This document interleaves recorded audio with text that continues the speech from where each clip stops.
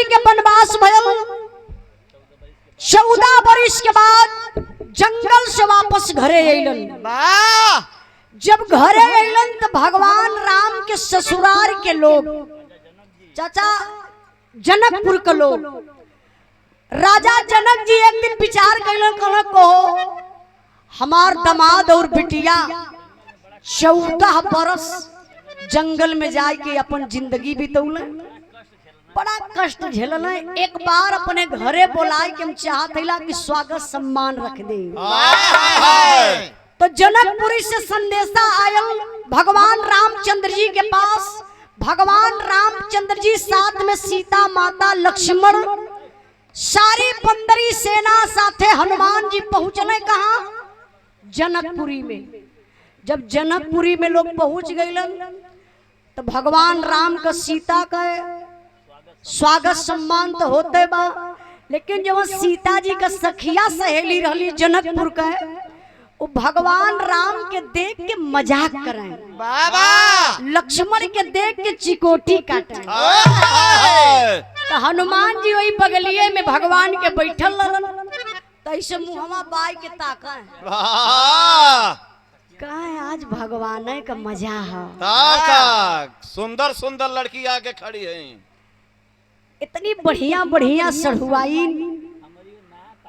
आई के भगवान राम से मजाक करत ही। अगर हमरो पिया भयल रहत तो हमहू ससुरारी जैती, तो हमरो सरहुआई, हमरो सार, हमरो सरहज लोग आई के हमरो गाल और सुहरौती तू जाके सुहराई है का। हमरो सरहुआई अगर रहती तो हमहू से मजाक करती। चचा भगवान ये बात समझ गए, हनुमान जी के दिल का बात जब समझला तो भगवान राम के अंदर उबदिया हमेशा टिसे खटके कि कहो हनुमान जी शादी कर चाहत हुन का। जब जनकपुरी से वापस अयोध्या में अइलन तो एक बार का बात बा भगवान राम करत कहूँ मास्टर साहब यही जरूर कर रहा। आप शेर बहादुर यादव प्रधान जी बनकट के धरती से आपके तरफ से 200 रुपए का पुरस्कार आपके चरणों में बहुत बहुत प्रणाम आशीर्वाद का चाह रही।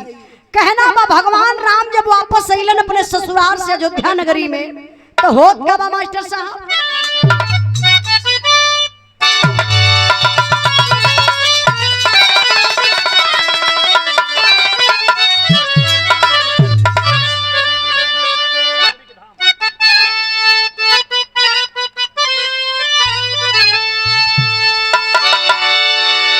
एक दिन अवधपुरी के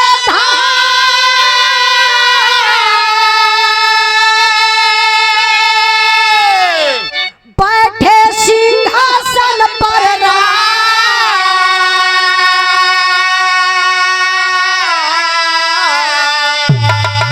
मजाक हनुमत से तब कैले कृपा निधान।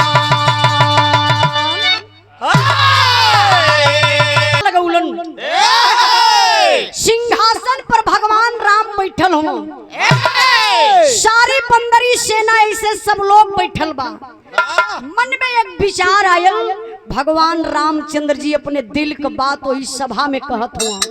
ये बात भगवान रामचंद्र जी वह सभा में कहलन, लेकिन आज यह सभा में हम कहत बानी। ये लाइन पर आप लोग विचार करी हैं का कहलन भगवान राम।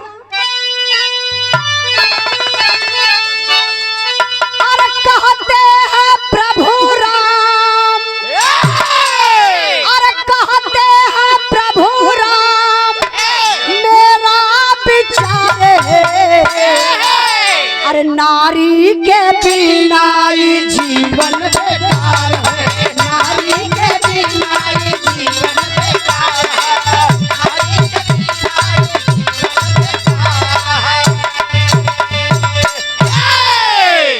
कहते हैं प्रभु राम की मेरा विचार है, नारी के बिना ये जीवन बेकार है। भगवान राम कहलन कि जीव जंत इंसान सबके जिंदगी में एक नारी की जरूरत पड़ेले। नर मादा हमारे पढ़े लिखे मास्टर साहब लोग भी बिरहा को सुन रहे हैं। इस महफिल में बड़े शिक्षित लोग बैठे हुए हैं। इस बात पर विचार करिएगा कि हर एक इंसान के जिंदगी में बाबू एक नारी का जरूरत पड़ेला। हम बताइला कि घर की नारी लक्ष्मी होती है। कितने तो हम चुड़ैल भी होनी भैया। हाँ, जैसे करवाली तो क्या कैसे पता? यही के घर में से आयल है ना। अच्छा, ओ भले बता दला, नहीं तो ये लोग जानी ना बोलते। अच्छा देखिए, हम बतौली कि नारी का सम्मान होना चाहिए, नारी की पूजा होनी चाहिए, लेकिन नारी हो तब अगर चुड़ैल हो तो नेहरा के पिठिया चर्रदा ईटा लाद देवे के चाहिए। ई काहे बदे? सुधर जाई बाबा रामदेव के योगा। ऐसन फूकदा प्रमुख जी, ऐसन योगा फूकदा जर जाए। मेहरारू के ऊपर अगर ईटा ला दी देबा तो बतावा एको रात तोरे घरे टिकी। जहाँ से आई ले तुरंत गल्ली अपन पकड़ ले। इनके कहले पर आए के केहू जने ऐसन योगा आजमैया मत। लेकिन देखल जा सभा में सब लोग बैठल बा। जब भगवान राम कहले कि देखा दे रे, दे फोन में दे भैया, केहू भी हो गाना गावे हम बतिया सुधीर वेग देता तो बतिया दे, सुधीर वेग देता बतिया दे दा भैया, दे दा। अरे वो लाइनिए में हो, दे दा बस नंबर है तो चाहत बड़ी मार मार। प्रमुख जी कोनो ऐसा उपाय हो कुछ बता देता कि ये नहीं कि दिमाग सही हो जाए। कोनो डॉक्टर वॉक्टर ऐसा हो जो। अच्छा डॉक्टर साहब, पागल होके वाली कोनो दवाई होलेगा? एक हाथ इंजेक्शन लगा देता ही पगला जाता। हम बिरहा का मतलब तो वीडियो कॉल पे हूँ। एक थे ना 10-10 मेहरारू कौआ के खाए भर के चाचा मांस ना हो आई आई तनी बिरहा पर ध्यान दई। ए एक मिनट चाचा, ई बिरहा हमार भूलवा दला, कहाँ पहुंचल लाली है चाचा? बिरहा कहाँ रहली है? नहीं अब चाचा लोगों से पूछत ला। प्रमुख जी देखत इला के लोग ध्यान से सुनत हो कि खाली देखत हो? कहाँ रहल? अच्छा आई लोग बात जाइए, हम बताओ बड़ी अब यही से याद हो जाए। जब हम भुलाई तो आप लोगों से पूछब, ई जिम्मेदारी हम आप लोगों के देत बानी। भगवान राम कहले कि सबके जिंदगी में एक नारी का जरूरत बा। जितना बंदरी सेना रहना सब लोग लगल ताली बजावे, वाह प्रभु जी, वाह प्रभु जी, वाह प्रभु जी, वाह प्रभु जी, क्या आपकी सोच है। तब ले दूसरा दिन फिर सभा बैठल, भगवान राम सिंहासन पर बैठल हुआ और सब लोग आए के बैठल। भगवान राम एगो बात फिर कहलन। का कहलन?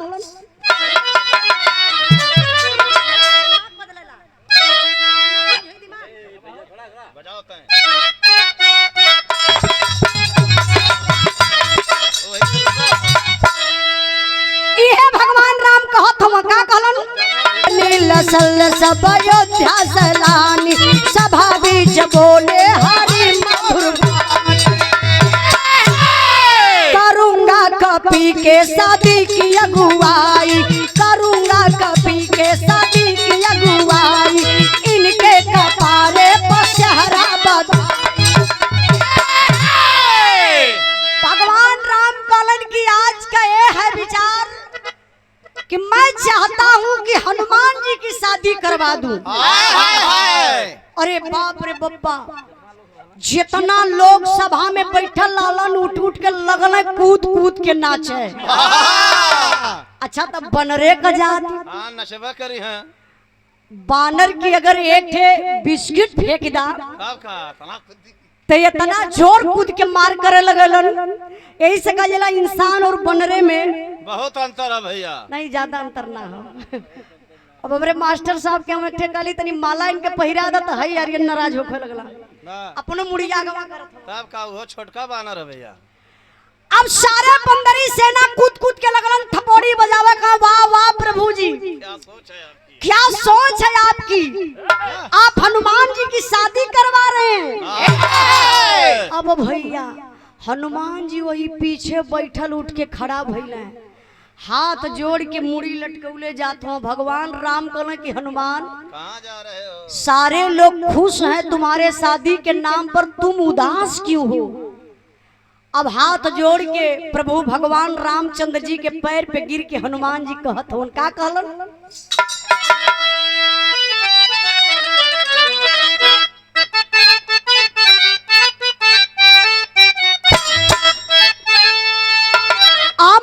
महुआ का झुमा डरी, अरे अम्मा महुआ का झुमा डरी, तनी तकना बलमुआ हमारी ओरिया, तनी तकना बलमुआ हमारी ओरिया, अपना साहबती पतिया बुझारिया, अपना साहबती पतिया बुझारिया। भगवान राम कहले कि हनुमान मैं समझ रहा हूं, अब विपद जिंदगी में नहीं सहने को मिलेगा। हनुमान जी कहले प्रभु जी आप का कहल जात हुआ? कहला हम तोहार शादी करवाई। अच्छा शादी कैसे करवाई? हम लड़की देख भलैला। अब लड़की का बात जब आई तो हनुमान जी के पैर लगल कांपे। कहले बाप रे बप्पा हम बाल ब्रह्मचारी, अब प्रभु जी हमारे शादी के बारे में सोचत हुआ। तब भगवान राम कहलन, का कहलन मास्टर? गीत बदल गई।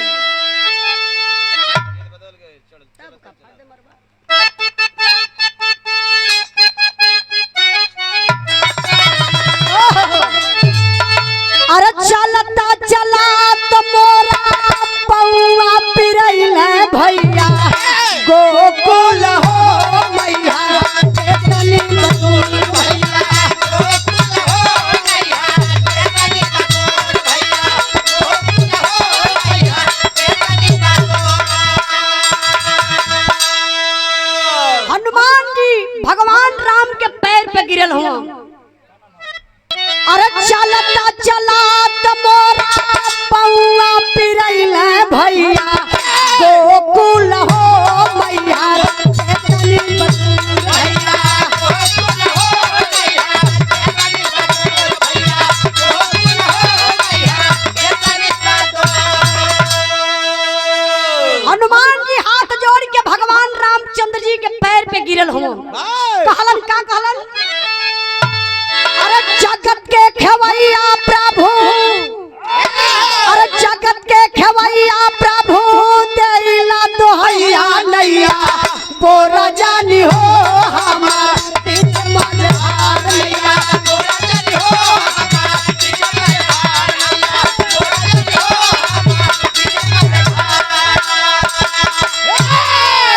चरण के दास बन के खैबा मुबारिया,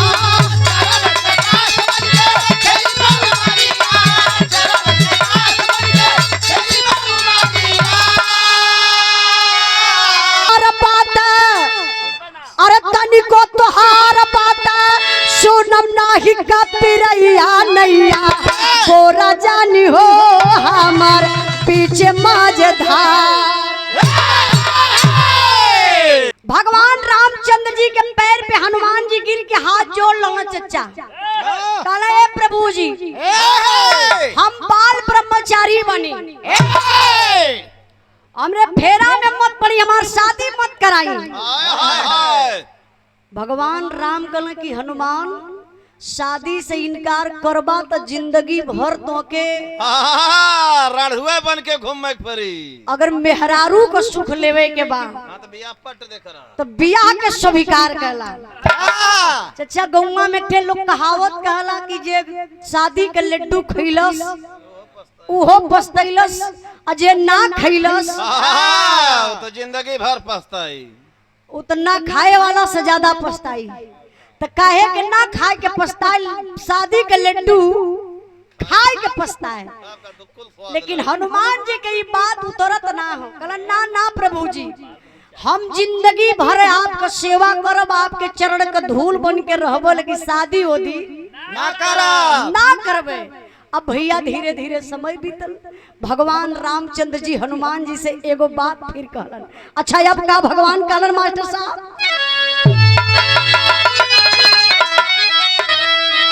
अरे बिहावा तो से करी है मंथरा, शहरा बात कपारे बनबा तू दुल्हावा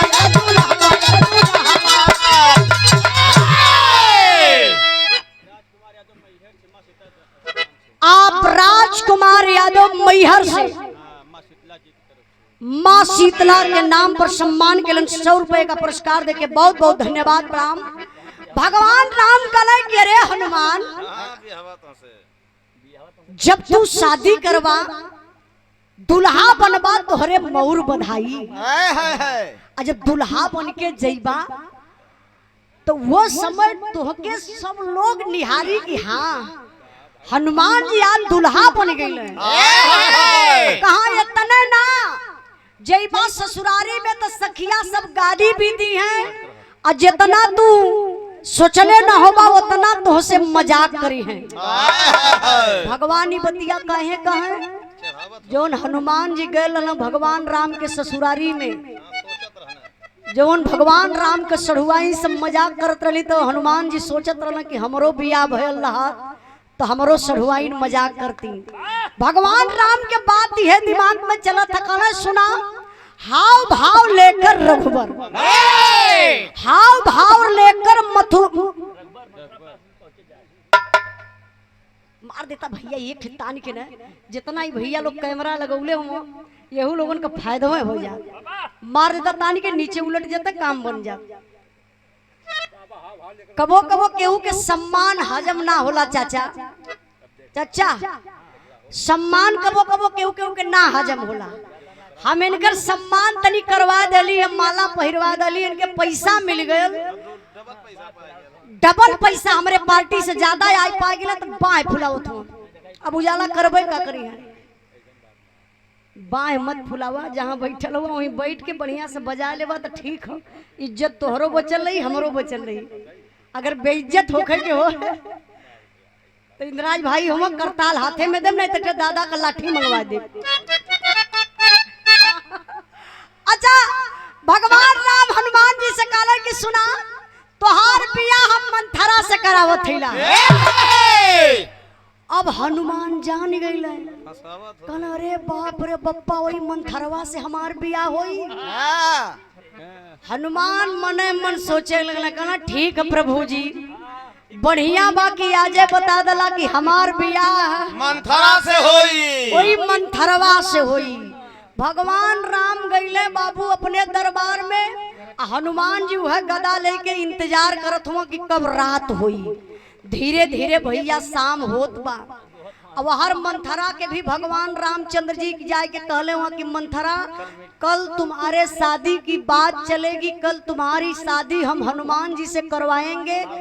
जब कल सभा में आना तो हम सवाल करेंगे, सारे सवाल का जवाब बस ये कही देना कि हाँ मैं हनुमान जी से शादी करूंगा। देखा बहन के पता है ना चचा स्त्रीलिंग के है पुलिंग के बा। मंथरा काली मैं शादी करूंगा, ये ना हनुमान जी कहला मैं शादी नहीं करूंगी। अब यह सही है। भगवान राम बाबू अपने दरबार में पहुंचल हुआ, यहाँ मंथरा अपने कोठरी में, हनुमान जी शाम का इंतजार करत हुआ कि कब रतिया। धीरे धीरे चच्चा बजल 10, और जब 10 बजल तब मंथरा सुतल ही कोठरी में, उनकी नींद ना आवत है। मंथरा अपने दिल में सपना सजावत है, शादी के लिए कि उस सपना का सजावत रही तर्ज बदल गई।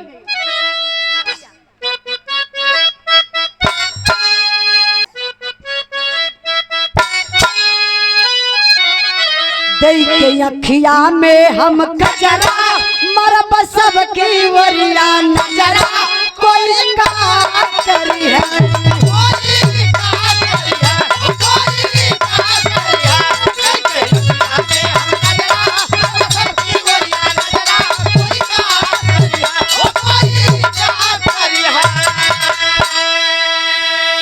अच्छा रात का मंथरा घर में सूतल ही उनके नींद ना आवत हो। मंथरा सोचत कहीं मास्टर साहब हाथे कंगना मोरे बधाई दहिया हरदी से रंगाई सुहानी रात होई है।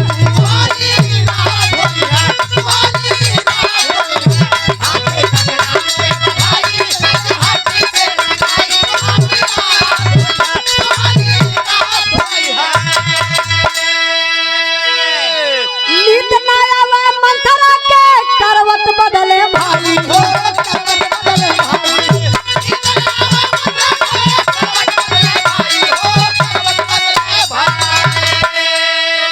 शादी का लाखों सपना ऊ दिल में रहा सजाई हो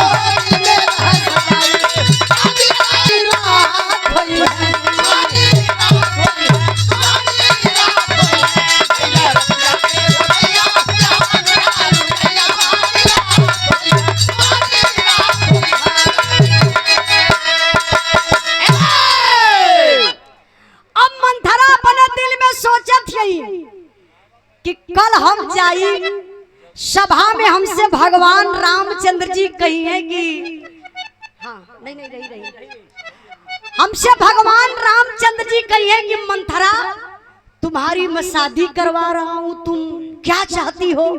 तो हम भगवान के सामने खूब नचराई कहा जी प्रभु जी हाँ हमार शादी करवा दे, लेकिन किससे करवाई है? तो भगवान राम कहिए हनुमान से, हमार शादी होई हनुमान से, हम दुल्हन बनबे, हमरे शरीर भर हल्दी पोताई मेहंदी लगाई, हम लहंगा चुनरी पहनब जब ससुरारी जाई। तो हनुमान जी सुहाग रात मनई है, कल्पना करत जब सुहाग रात में जाई तो हम मिठाई खाई मिलके कवाली। मिठैया के देई इधराज भाई, मिठैया के देई? हाँ यह खरीद के दी हैं। काहे? मंथरा छोटका भाई हूँ। अच्छा तो मंथरा यह सब सपना सजावत है कि हमार बियाह होई, हम दुल्हन बनबे, अपने ससुरारी जइबे। यार हनुमान जी का सोचत हुआ तनी आप लोग विचार करी है का?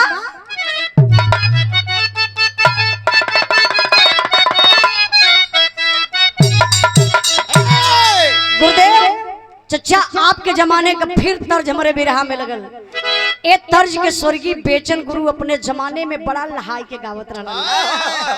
बेचन गुरु का लहजा अलगे रहली, हमार अंदाज बा कैसे?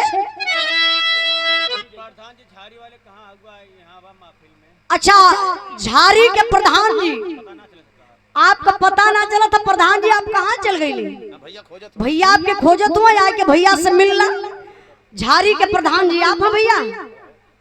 जहाँ कहीं भी हो आई आप सामने बैठा जा, भैया का आदेश बा। आई तनी गीत के लाइन बा, कौन मास्टर साहब?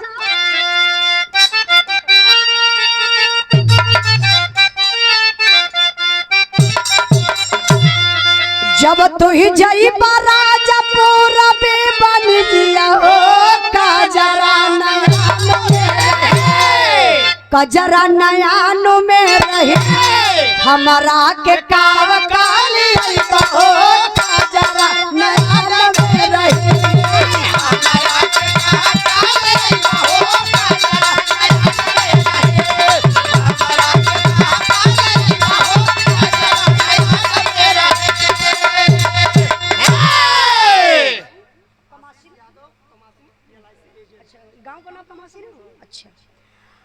बिरहा के भाव पर सम्मान की हमारे बड़े भैया जगन्नाथ यादव अमाई के धरती से 100 रुपए का पुरस्कार, 100 रुपए का पुरस्कार आशीष यादव कमासीन LIC एजेंट। अच्छा यार LIC एजेंट वाले ज्यादा हुए भैया, बहुत बहुत धन्यवाद। 100 रुपए का पुरस्कार देके सम्मान कैलन। एक ठे बीमा और करावे के बाद इन्हीं से संपर्क आप लोग कर लिया, एक ठे कांड होखई वाला हो। अच्छा नन्हेलाल यादव प्रबंधक देवराजी देवी सरस्वती इंटर कॉलेज बसेरवा के धरती से आप गुरु जी की तरफ से 500 रुपए का पुरस्कार, एक बार जोरदार ताली बजा के आप लोग स्वागत सम्मान करिए। बताया जाता है शिक्षा वो शेरनी का दूध है, शिक्षा वो शेरनी का दूध है, जो पीता है वही गुर्राता है। शिक्षित बनो। बाबा डॉक्टर भीमराव अंबेडकर साहब जी का एक नारा है कि शिक्षित बनो, संगठित रहो, संघर्ष करो, इसी का नाम जिंदगी है। बहुत बहुत भैया के प्रणाम, आशीर्वाद का चाह रही। लेकिन बिरहा में भाव बा उहे तर्जबा कौन, जब तो ही जई राजा पूरा बन जिया काजरा नयान में रही हमारा के काव काली नयान में रही।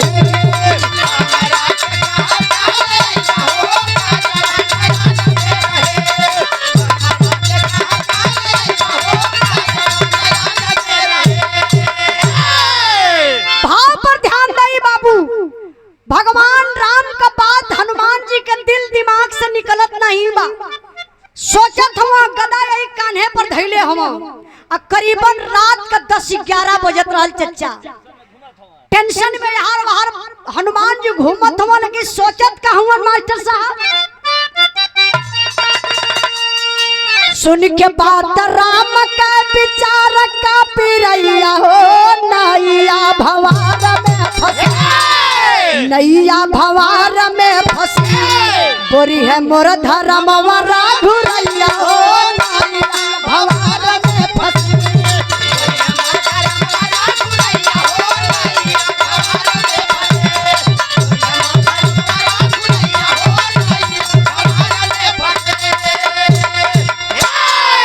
हंसी जमाना हमके ताना सब मारी,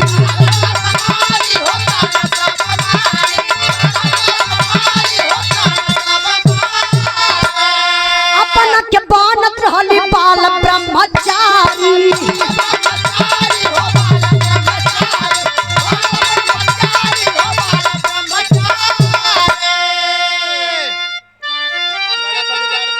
लगत बिगाड़ दी हमारी बुढ़ैया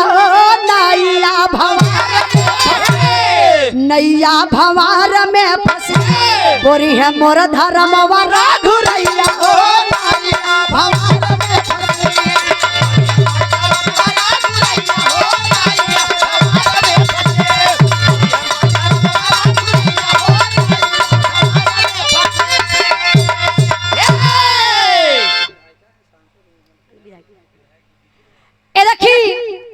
हम सबके बीच में ओ शेरनी,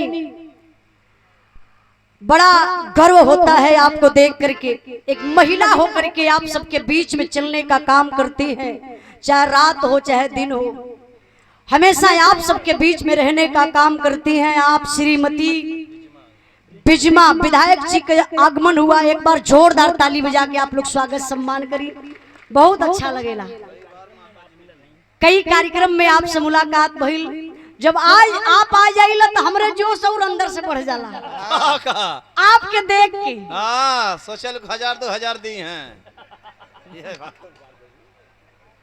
अच्छा कुछ भी बोलत रहा। अच्छा मिलल ना है का नहीं, ढेर चाहत हो तो रूमों पे चल। बहुत बहुत दिल से धन्यवाद, अच्छा लगल। और लालू भैया के भी धन्यवाद देत बानी, राधेश्याम बाबू जी के धन्यवाद देत बानी कि आप निमंत्रण दे के विधायक जी की आप बुलौले बानी, बहुत बहुत दिल से धन्यवाद। देखिए बिरहा पर ध्यान दई, बिरहा मारो जब पहुंचल बा हनुमान जी, रात भर ये सोचत हुआ कि बाप रे बप्पा कल तो हमार धर्म नसा जाई, मंथरवा कल आई, वो इस सभा में हमसे शादी करे कही तो हमार बाल ब्रह्मचारी जवन बा भंग हो जाई। अब भैया हनुमान जी का कइले, चच्चा गदा उठौला, मारे गुस्सा में लाल पहुंच गइल मंथरा के कोठरी में।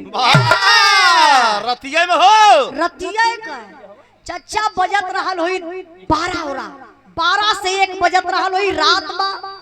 मंथरा अपने आप में मगन है कि कल हमार बियाह होई, मेहंदी लगाई, हल्दी रस्म होई, चुनरी पहिनम लहंगा पहिनम बिया होई सुहाग रात मनाई। कि मंथरा सोचत हई सभाजीत यादव करणपुर के धरती से 100 रुपए का पुरस्कार भैया के बहुत बहुत प्रणाम आशीर्वाद का चाह रही। अब यार हनुमान जी गदा लेके पहुंचलन वह दरवाजा खटखटावत हो। कहला मंथरा ओ मंथरा मंथरा दरवाजा खोलो। अब मंथरा तो चच्चा अपने आप में मगन ही है। जब जब हनुमान दरवाजा खटखटावे तब मंथरा के याद आवे कहा जब हम दुल्हन बन के जाए के बैठब ससुरारी में तो हमार हनुमान जी आई हैं तो ऐसे दरवाजा खटखटाई हैं। अब मंथरा के का पता कि सही में हनुमान जी खटखटावत हवा। 3-4 बार जब दरवाजा खटखटौला हनुमान जी मंथरा दरवाजा ना खोलनी मारे गुस्सा में लाल हनुमान जी तान के गदा से मरला वही दरवाजा पर कलाए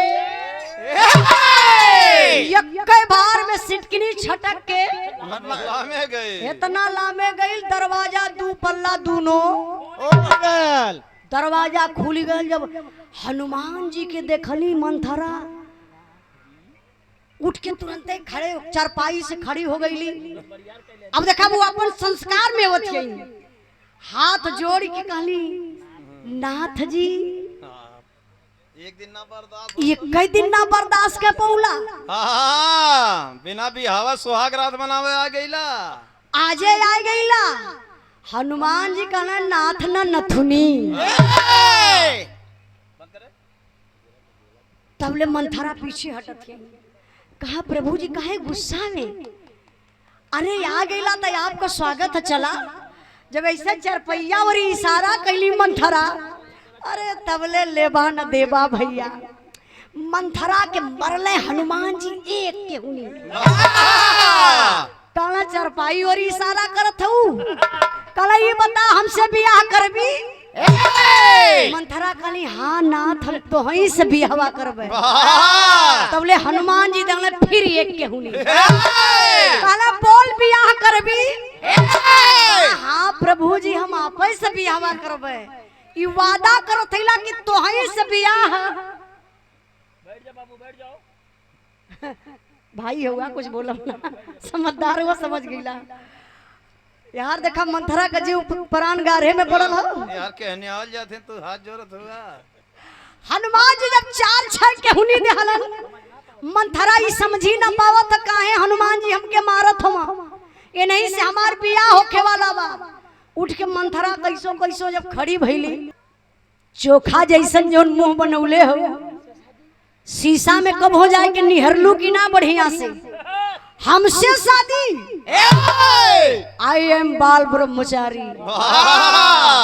इंग्लिशियो जानत रहने का अभी तो पूछे के पड़ी कहा कि हम बाल ब्रह्मचारी अब तू हमार धर्म बिगाड़ल चाहत हो बियाह कई के। अब मंथरा अंदर से कांपे लगली कहली आही दादा जौने से बियाह होकर जात बहु बाल ब्रह्मचारी हाथ जोड़ के ऐसे कहली कल जिंदगी रही तो बहुत शादी हुई। लेकिन तो हंसे अब ना करो। अब हम समझ गईली आप हनुमान हम मंथरा ना तू हमार पति ना हम तोहार पत्नी। जा हम कल आई सभा में कह दे भगवान राम जी के सामने कि हम हनुमान से बियाह ना करब। कहला हनुमान जी बस हम यह चाहते रहली है।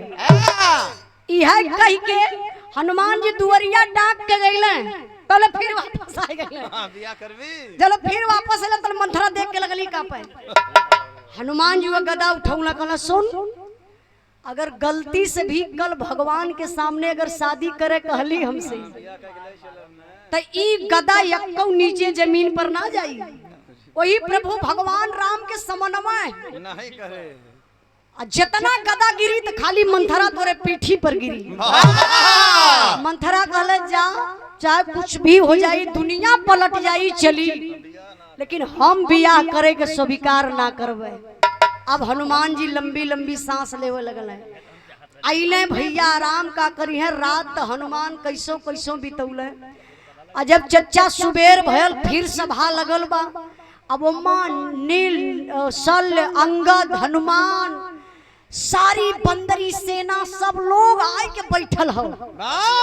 हनुमान जी बगल में बैठल हुआ, सब इंतजार करत बा कि बस शादी का बेला आई गईल बा। हनुमान जी के मौर बनाई, हनुमान जी का बियाह होई। तो कुछ लोग बतियावे कहाँ कहो हनुमान तो लौकात हुआ दुल्हा बा, लेकिन दुल्हन गायब है। लेकिन दुल्हन का पता ना।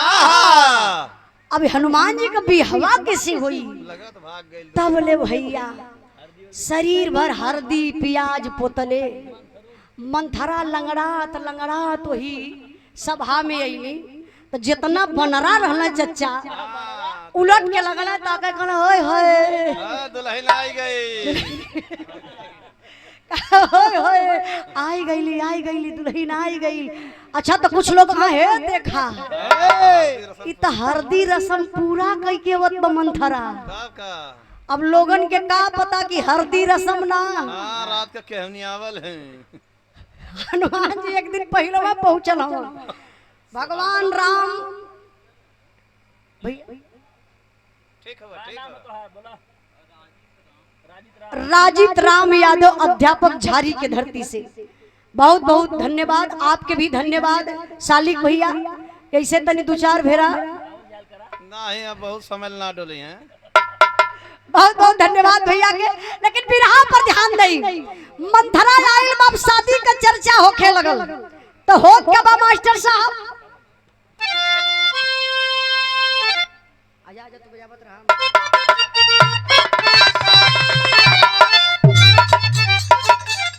पुनीत सिंह, विकास सिंह, आस्था इलेक्ट्रॉनिक एंड फर्नीचर शॉप, हमारे बड़े भैया पता बा बाबा नगर जंगई प्रयागराज, यही बगल में जो बाजार बा मार्केट में भैया का दुकान बा। बड़े भैया जी की तरफ से 500 रुपए का पुरस्कार आपके चरणों में बहुत बहुत प्रणाम आशीर्वाद कचा रही। आप जगन्नाथ भैया की तरफ से 100 रुपए का पुरस्कार मास्टर साहब के चरणों में बहुत बहुत प्रणाम आशीर्वाद बनल रहे। अब इन टाइम है ना बस 2 से 3 4 5 मिनट हमार बिराउर रह गई बा। सभा में अली हाथ जोड़ के इस सभा में खड़ी भइली। भगवान राम तो मंथरा के सहेजले रहलन कि तू मंथरा तैयार रहा, चाहे कितनो कुछ हो जाई शादी के इनकार मत करिहा। अब भगवान राम सवाल के लिए मंथरा से, मंथरा तुम्हारी शादी हम हनुमान जी से करवा रहे हैं, क्या विचार है? अब चच्चा मंथरा एक बेरी भगवान राम के देखा तो एक बेरी हनुमान ओरी ताक ले। तो हनुमान के ओरी जब मंथरा ताके तो हनुमान ऐसे गदवा ऐसे कह दे। जब ऐसे करे हनुमानो ऐसे करे कि कहीं भगवान देख न ले, इतने तो करे तो मंथरा चिहुक जाए। भगवान राम कहने तुम डरो मत, मैं हूँ, मैं तुम्हारे साथ में हूँ, शादी करवा के रहूंगा। ये बताओ तुम्हारा क्या विचार है? हाँ हाँ अच्छा, ये हमारे बड़े भैया संतोष यादव जी, कोयला सप्लायर भिदुना, भिदुना क्या लिख लिया, भिदुना मीरगंज जौनपुर के धरती से बड़े भैया जी की तरफ से 500 रुपए का पुरस्कार आपके चरणों में बहुत बहुत प्रणाम। और देखिए राजेश कुमार यादव भावी जिला पंचायत प्रत्याशी वार्ड नंबर 42 से, पुत्र श्री आशाराम यादव पूर्व जिला पंचायत सदस्य, पता भिदुना मछली शहर जौनपुर से बड़े भैया जी की तरफ से 251 रुपए का पुरस्कार आपके चरणों में बहुत बहुत प्रणाम आशीर्वाद कचा रही। सब भाई लोगों के नमस्ते प्रणाम। अब बाबू वही सभा में हाथ जोड़ के मंथरा तैयार भइली। काली प्रभु जी शादी के बात करत हुआ, हम शादी आज ना करबे। भगवान राम कहले कि अरे मंथरा कल तक तो तुम खूब तैयार थी, कल तक तो तू बहुत खुश थी कि हम हनुमान जी से शादी करेंगे, हनुमान जी से शादी करूंगी, आज क्या हो गया? तब वही सभा में हाथ जोड़ के मंथरा भगवान रामचंद्र जी से कहलस, का कहलस सच्चा लाइन पर ध्यान दिए।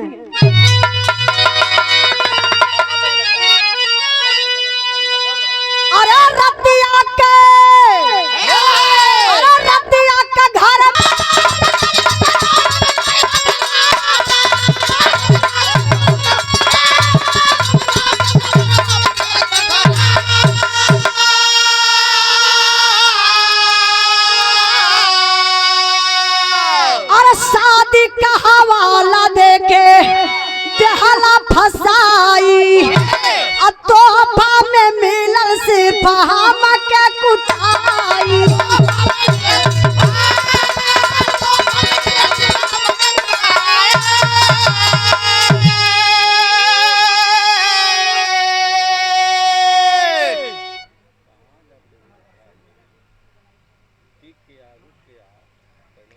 ये देखिए ए बिरहा के आखिरी भाव पर आप सम्मान के लिए जो आप सबके बीच में हमेशा चलने का काम करती हैं, चाहे गरीब हो चाहे अमीर हो, सबका सम्मान बराबर आप करती हैं। गरीबों की मसीहा हैं, हर लोगों के दुख सुख में शामिल होने का काम करती है, लोगों को दुख को अपना दुख समझने का काम करती है आप। श्रीमती बिजमा विधायक जी, आप विधायक जी की तरफ से प्रतापपुर के धरती से आपकी तरफ से 1000 रुपए का पुरस्कार, एक बार जोरदार ताली बजा के आप लोग स्वागत सम्मान करी। और जैसे ही हमारा गीत खत्म होता बा, हम चाहत विधायक जी से कि आप हमारा मंच पर आई, हम आपका स्वागत सम्मान करबे। वही हम कह देंगे ना, मलवा हम पहिरेबे करब। नारी शक्ति जिंदाबाद। आप मलवा तो पहिरेबे करब, हम समझत मानी, लेकिन वही हम बुला के खोल ले। अच्छा देखिए बिरहा का आखिरी भाव बस समझिए आप लोग। मंथरा काली की है प्रभु जी, आप शादी के बात करत हुआ, हाय लोग मजा लेत हुआ कि हम हल्दी रस्म पूरा कई किया लेला। रतिये में जाय के हनुमान जी पूछा हमारे साथे कैलन का। भगवान राम कहला कि अरे हनुमान। अच्छा शिव सागर यादव प्रबंधक महोदय, दीनानाथ भैया छोटका पर्चा दी है प्रबंधक, आधे बतौला हम पूरा समझ नहीं पौली है। ये भैया तनी फिर से आके बता दा। आप दीनानाथ यादव प्रबंधक महोदय, अच्छा शिव सागर यादव दीनानाथ विद्यालय विश्वविद्यालय के आप प्रबंधक महोदय, प्रतापपुर के धरती से। अगर प्रबंधक जी हमारे बोले में गलती हो जाई तो आके अपन पैसा ले जाया। काहे पैसा ले जाइए? अब तुरंत सही हो जाए। नहीं, फिर से बोलवा लिए, लिख के भिजवा दिए। बहुत बहुत आपके चरणों में प्रणाम। 500 रुपए का पुरस्कार देके सम्मान किए, गुरुजी के चरणों में प्रणाम। और सचिन यादव एडवोकेट साहब, भावी जिला पंचायत प्रत्याशी, धनुपुर वार्ड नंबर 2 से प्रयागराज के धरती से 100 रुपए का पुरस्कार देके आप सम्मान किए। भैया के बहुत बहुत प्रणाम, आशीर्वाद का चाह रही। 1 मिनट लाइन पर आप लोग विचार करेंगे। काय कि प्रभु जी हाथ जोड़त बनी, पहले हनुमान जी से पूछल जाई राती में जाई कि हमारे साथे का कैलन। भगवान राम कहले हनुमान अब तक तो बड़ा बाल ब्रह्मचारी तुम बन रहा था, एक रात नहीं बर्दाश्त कर पाया।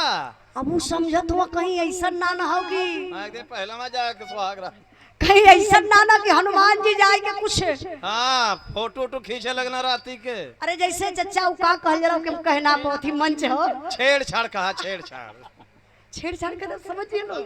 अच्छा चचा वो है भगवान राम सोचत हुआ कहीं हनुमान जी रतिया में जाए के बेइज्जत न कर दहना, मंथरा के साथे छेड़छाड़ तो ना कर दहना। कले हनुमान इधर आओ। हनुमान जी अइले वो गदा लहले हुआ, अब भगवान के बगलिए में खड़ा हुआ, लेकिन गदवा से मंथरा करा था। कहा ऐसा न हो कि मंथरा बहन भी सदिया के तैयार हो जाए। ऐसा जब करे तो मंथरा हाथ जोड़ के कहली कि प्रभु जी बनरे का जात, ई बनरे का जात हमसे का बियाह करी, बानर का जाने आदि को स्वाद। एक लोग कहा ना कि बंदर पेड़ चढ़वैया का जाने आदि का स्वाद, बंदर पेड़ चढ़वैया का जाने, भैंस के आगे बेन बजावा भैंस करे। कहा प्रभु जी बनरे का जाति का बियाह करी का शादी, हमके शादी का हवाला दे के प्रभु जी जवानी फसौला आपकी खाली हमके स्वागत सम्मान में रात भर कुटाई मिलल है। हाई हरदी रसम ना हो, हरदी प्याज छोप के आल हिला, एको ऐसन हड्डी ना हो कि जवन दर्द न करत हो। प्रभु जी हम शादी से इनकार करत बानी, अब जिंदगी भर शादी ना करबे। तब प्रभु भगवान रामचंद्र जी हनुमान जी के डांटे लगलन। का डांटलन? बिरहा का आखिरी लाइन बा, भला ही ना शादी कैले होता बजरंगी, अक्का है तुम्हारी के बना दिहला भानी।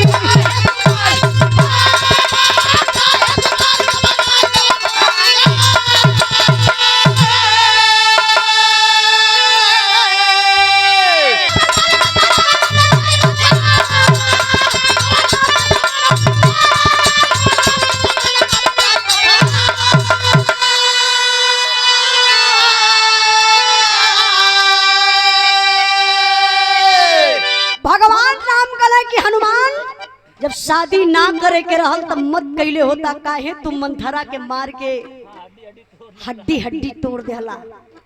आज के बाद से हम तो शादी तोहर ए लिए करावत अली कि हमरे ससुराल में गईला जब आए के सढ़ुआई सब मजाक करे लगली तो तू मने मन सोचत रहला कि हमरो शादी हो जा तो हमरो सढ़ुआई नौती हम ससुरारी में जाई तो मजाक करती, यही लिए तो हम तोहर शादी करावत अली। लेकिन आज तुम मंथरा के शादी के लिए मरला, जैसे तू चाहत रहला कि बाल ब्रह्मचारी रहबे, जाय आज से ही हमार शराप हो चाहे आशीर्वाद समझा, आज के बाद तोहर जिंदगी में शादी ना हुई, जिंदगी भर तू रणहुए रह जाइबा, जिंदगी भर बाल ब्रह्मचारी रह जाइबा।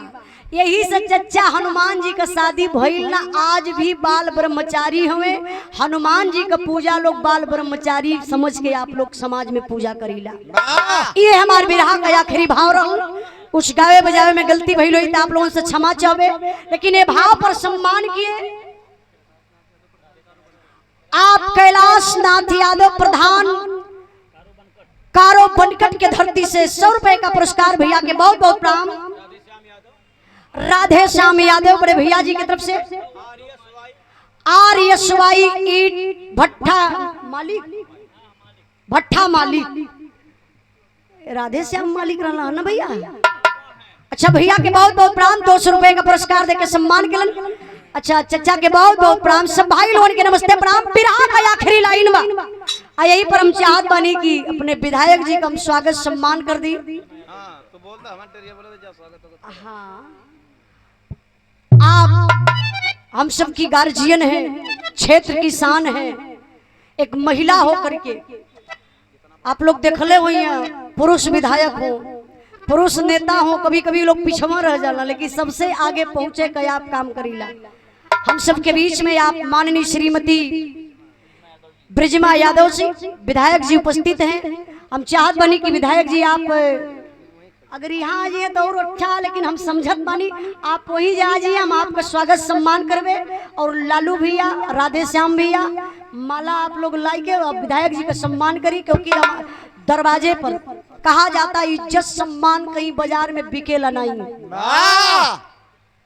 इज्जत करेंगे इज्जत मिलेगा। हर इंसान के अंदर ये भावना होनी चाहिए। तो हम चाहत बानी कि विधायक जी का सम्मान। अच्छा शैलेश ब्लॉक प्रमुख बड़े भैया जी की तरफ से 250 रुपए का पुरस्कार, और विधायिका जी की तरफ से श्रीमती आप ब्रिजमा विधायिका जी की तरफ से 251 रुपए का पुरस्कार। बहुत बहुत धन्यवाद प्रणाम। मिला जुला के 500 रुपया, बहुत बहुत धन्यवाद। कि कहना मास्टर साहब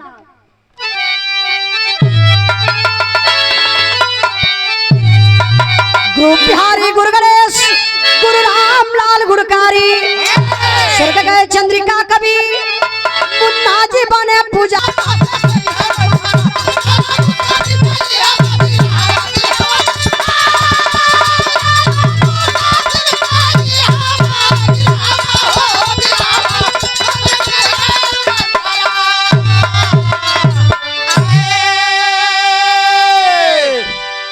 देखिए हमारे भाभी श्री उर्मी